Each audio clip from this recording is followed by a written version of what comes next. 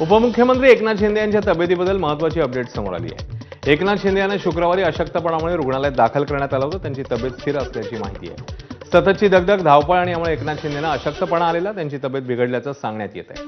तर अतिमुसळधार पावसामुळे नागरिक अडचणीत सापडले असतानाच उपमुख्यमंत्री शिंदेंनी हॉस्पिटलमध्ये उपचार घेत असतानाही नागरिकांच्या समस्या सोडवण्याकरता पुढाकार घेतलाय। त्यांनी प्रशासकीय अधिकाऱ्यांनी, शिवसैनिकांनी रस्त्यावर उतरून नागरिकांना मदतीचं आवाहन केलं।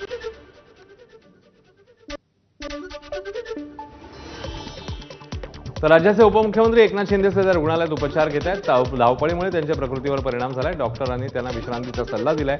मात्र शिंदे साहेब कामात व्यस्त राहणारे नेते असल्याचं सांगत त्यांना सध्या आरामाची गरज आहे, अशी माहिती आरोग्यमंत्री प्रकाश आंबेडकर यांनी पंढरपूरमध्ये दिली। ते इतकी धावपळ करतात, त्यामुळे डॉक्टर म्हटले थोडीशी विश्रांती घ्या। त्याच्यापेक्षा दुसरं काय नाही। साहेबांचं एकूणच आयुष्य हे इतकं असते की लोकांना समर्पित अशा पद्धतीची भावना त्यांची असते। त्यामुळे थोडासा नेहमीच्या एकूणच कामकाजामुळे जरा आजारी आहेत, तर विश्रांती घ्या अशा पद्धतीचा सल्ला आहे। पण त्यांचा स्वभाव असा आहे की ते विश्रांती सुद्धा घेत नाहीत। त्यामुळे डॉक्टर म्हटले कधीतरी जरा थांबा, एखादा दिवस हॉस्पिटलमध्ये थांबला तर निश्चितपणाने थोडासा आराम मिळाला तर अजून ऊर्जा घेऊन काम करा।